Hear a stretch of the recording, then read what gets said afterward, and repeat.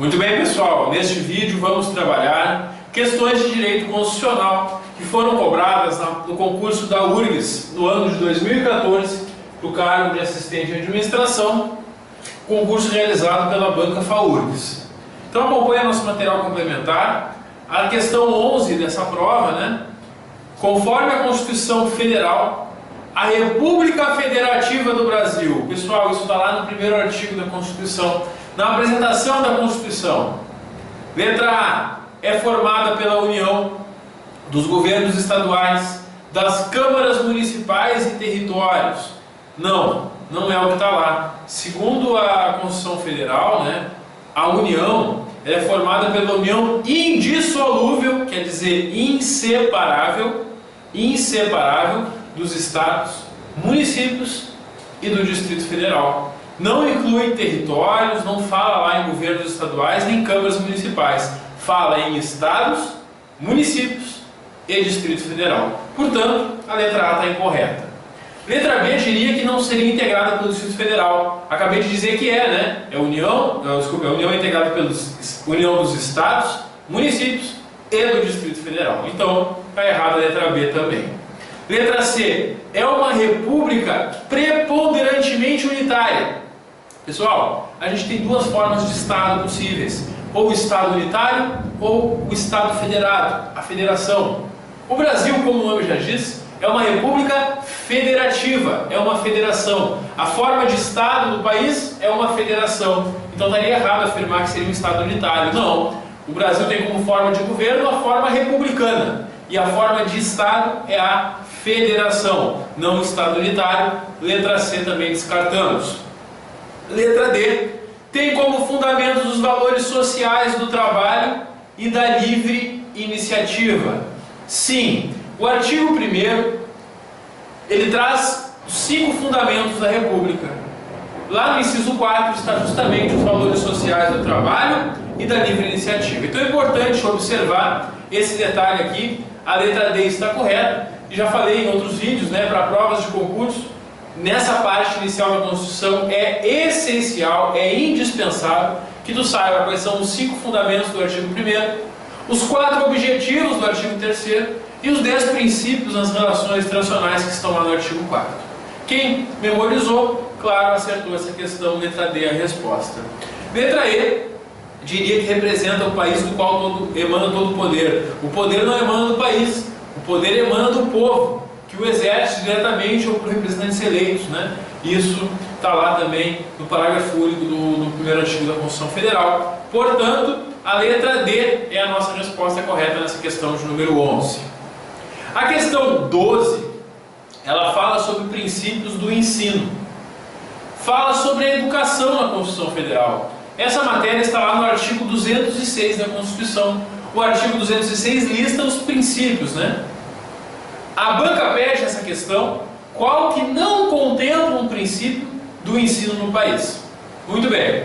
Letra A, liberdade de aprender, ensinar, pesquisar e divulgar o pensamento, a arte e o saber, nos termos estabelecidos pelas diretrizes traçadas pelo Ministério da Educação. Não, pessoal, isso não está na Constituição.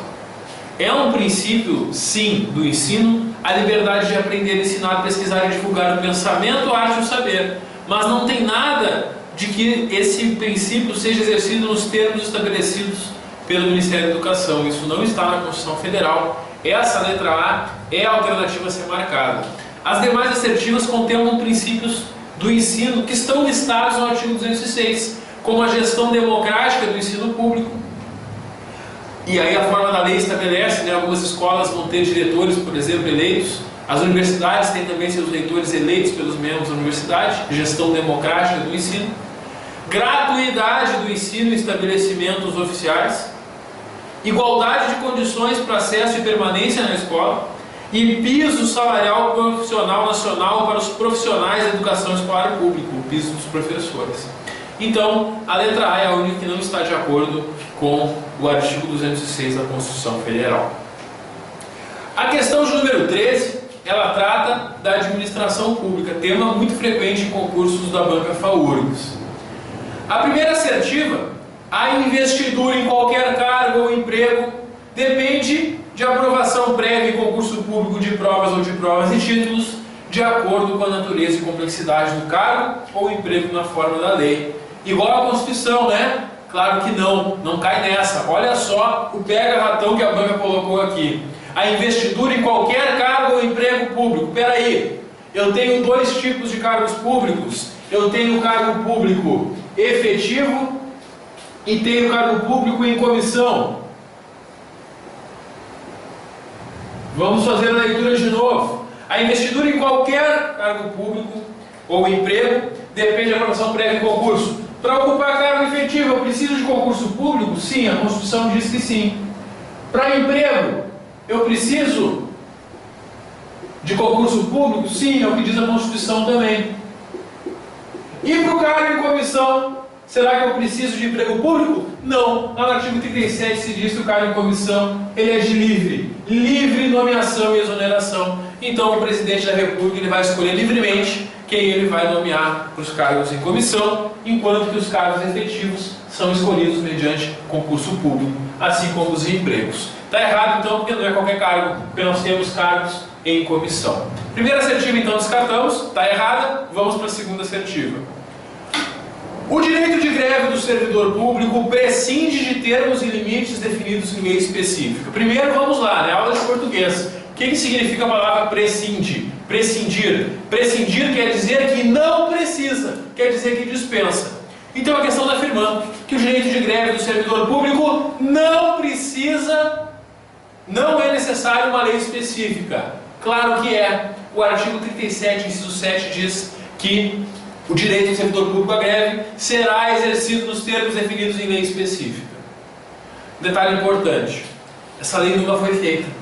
E como essa lei nunca foi feita, julgando o mandado de injunção, que é a norma que a gente usa quando falta uma norma regulamentadora, o STF, no ano de 2007, ele assegurou o direito de greve ao servidor público, aplicando a ele, por analogia, a norma que se aplica no que couber, né, à greve da iniciativa privada. Então hoje o servidor público ele tem direito de greve. Só que esse direito, ele precisa sim de uma lei. Como a lei não foi feita, o STF, por mandado de injunção, alcançou uma alternativa. Mas o direito que está na Constituição Federal, no artigo 37, inciso 7, ele depende sim de uma lei. O fato do STF ter conseguido uma alternativa provisória não quer dizer que o direito não precise. Então é errado afirmar que a greve do servidor público prescinde de lei específica. Não prescinde, tá? Ela precisa, ela depende de uma lei específica. Então a segunda assertiva também está incorreta. Terceira assertiva: as pessoas jurídicas de direito público e as de direito privado prestadores de serviços públicos responderão pelos danos que seus agentes, nessa qualidade, causarem a terceiros, assegurado o direito de regresso contra o responsável nos casos de dolo ou culpa. Perfeito. Ele trouxe aqui a responsabilidade objetiva do Estado, que está previsto no artigo 37, parágrafo 6º da Constituição Federal. Diz lá no artigo 37, parágrafo 6º da Constituição, que, por assumir o risco da atividade do serviço público, tanto as pessoas jurídicas de direito público, como as privadas, empresas que prestam serviço público, responderão de forma objetiva pelos danos que seus empregados, seus servidores causarem a terceiros, a outras pessoas. Então é o seguinte, se há um acidente envolvendo um veículo do Estado, veículo público e um veículo particular, esse dano causado, foi um servidor que conduzia esse veículo, esse dano causado não vai ser pago pelo servidor, ele vai ser pago pelo Estado, porque o Estado responde pelos danos que seus servidores causam. O Estado paga para o particular e depois, somente depois, ele se volta contra o seu servidor numa ação de regresso para apurar se o servidor teve dolo ou culpa. Se o servidor teve dolo ou culpa, ele vai ressarcir para os cofres públicos o valor que foi gasto com aquela indenização.